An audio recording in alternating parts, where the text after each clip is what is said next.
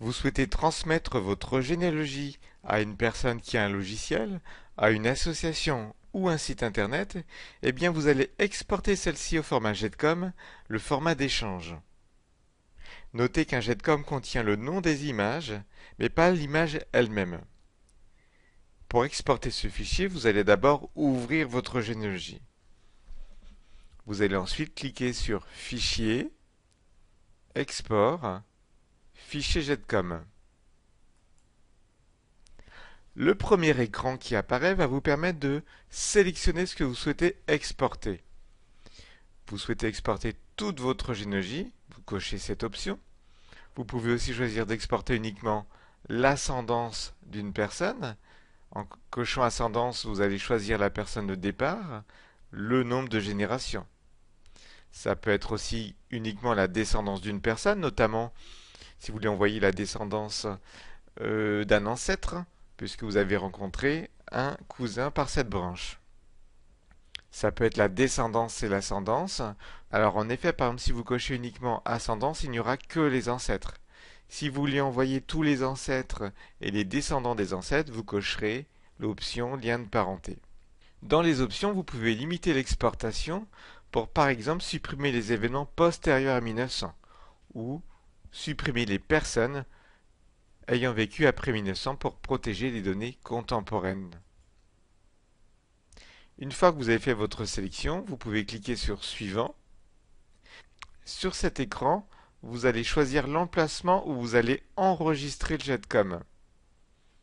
Vous pouvez l'enregistrer sur le bureau, dans Documents, Images ou autre. Le plus simple, c'est peut-être de le mettre sur le bureau. Si vous avez une clé USB, vous pourrez choisir de le mettre ici sur une clé USB ou un autre disque.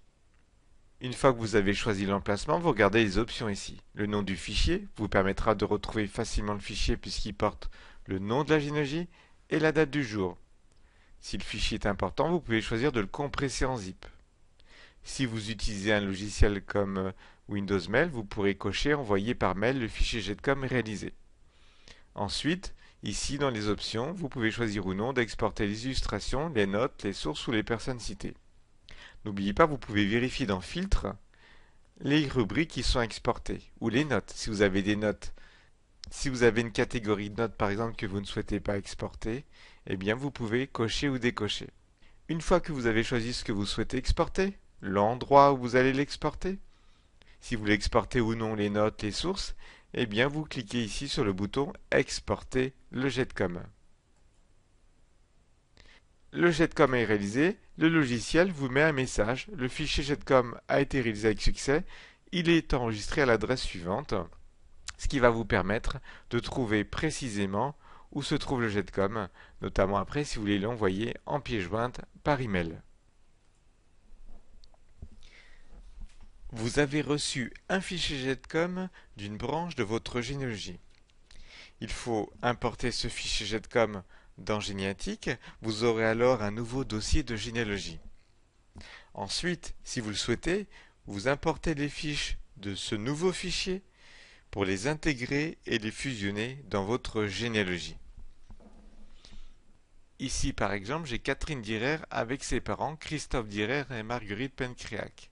Mais j'ai des données approximatives liées à la naissance de Catherine. Je sais que son père est né vers 1821, sa mère vers 1826 et qu'ils sont mariés avec 1860. Or, un cousin m'a envoyé la généalogie de Catherine, avec l'ascendance de ses parents. Il m'a envoyé un GEDCOM. Je vais donc maintenant importer ce fichier. Pour cela, je fais Fichier, Ouvrir un fichier, GEDCOM, puis Importer un fichier GEDCOM. Je sélectionne l'endroit où se trouve mon fichier, ici sur mon disque amovible, et j'ai ici le fichier DIRER qui apparaît. Je l'ouvre. Le logiciel me demande le nom du fichier. Je vais laisser le nom DIRER ici. Je clique sur OK, et là je suis les indications. Je clique sur Suivant. Généralement sur cette étape on n'a rien à changer, ni même pour les dates. Par contre, au niveau de l'état des lieux, il faut vérifier ce qui est indiqué. Ici, l'intitulé c'est commune, c'est bien la commune. C'est bien le code. Je peux ignorer le nom du département parce que Génétique sait que 29 c'est le Finistère. La région, le pays, le lieu dit, c'est bien ça. Tout est correct. Je clique sur Suivant.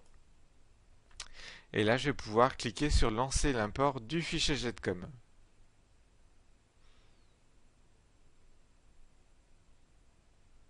Ici, je suis bien dans la famille Dürer avec 224 personnes. Là, je retrouve Catherine Dürer avec sa date de naissance, ses parents, et là, leur fiche est complète. Et j'ai aussi les grands-parents, les oncles, tantes, donc j'ai vraiment toute la généalogie Dürer qui est ici. Si je clique ici sur l'icône Créer, ouvrir, rechercher, je regarde, j'ai bien mon dossier ici de 30 personnes et j'ai le dossier Dürer avec 224 personnes. Je veux pouvoir intégrer les fiches du dossier Dürer dans mon fichier de 30 personnes. J'ouvre mon dossier. Alors, avant d'importer les fiches d'un autre dossier, procédez bien à une sauvegarde de votre généalogie. Pour intégrer les fiches, je vais cliquer dans le menu sur Utilitaire, Fiches, Ajouter toutes les fiches d'un fichier. Je sélectionne le dossier et je l'intègre. Mon dossier démonstration est passé de 30 à 254 personnes. Le logiciel m'indique que vous venez d'ajouter des fiches. Souhaitez-vous rechercher les doublons éventuels? Oui, je peux faire la recherche automatique, mais si vous savez quels sont les doublons, là on le sait, ce n'est pas la peine de faire une recherche complète de tous les doublons sur tout le dossier. Là, je vais mettre non. Je vais aller dans la recherche d'une personne. Je vais aller dans ABC, le dictionnaire des noms, et je vais aller chercher les Dürer. Les Dürer apparaissent ici, et je peux déjà voir ici effectivement Catherine, qui a effectivement 2 lignes. Elle est ici en tant que SOSA 17, elle est ici avec son ascendance. Voilà, donc du coup, eh bien, je vais pouvoir fusionner. Christophe apparaît ici seul, puisque dans la généalogie de 30 personnes, je n'avais pas son ascendance, et là j'ai l'ascendance de Christophe avec ses parents. Eh bien, je vais fusionner la fiche de Catherine. Et en demandant la fusion de la fiche de Catherine, il va aussi fusionner le reste de généalogie, c'est-à-dire toute son ascendance. Pour fusionner, je clique sur la première ligne. Je clique sur le bouton en bas Fusion 2. Je clique sur la deuxième ligne identique et je clique sur le bouton Fusion avec. Le logiciel s'est arrêté, pas sur la fiche de Catherine, mais sur les ancêtres. Là, il s'est arrêté sur la fiche de Christophe Dürer. On le voit ici, le point de départ, c'était Catherine. On est un cran au-dessus, on est bien sur la fiche du père de Catherine, Christophe Dürer. Il s'est arrêté parce qu'ici, effectivement, j'ai une date approximative de naissance et ici une date exacte. Il va donc falloir choisir. Je vais choisir, bien sûr, la date exacte de naissance, le 11 mars 1820 au lieu de vers 1821. J'ai choisi, tout est vert, je n'ai plus d'indication rouge, je vais faire fusion de la personne. Là, il s'arrête sur la fiche de Marguerite, la mère de Catherine. Alors j'ai 2 données différentes. Ici, l'union, j'avais marqué avant 1860. En fait, ils se sont mariés le 22 juillet 1855. Je coche. Ici, au niveau de la naissance aussi, je clique sur le petit plus pour développer. Qu'est-ce qui ne va pas? C'est la date de naissance, approximative et correcte de l'autre côté. Je coche le 8 octobre 1824. Je fusionne.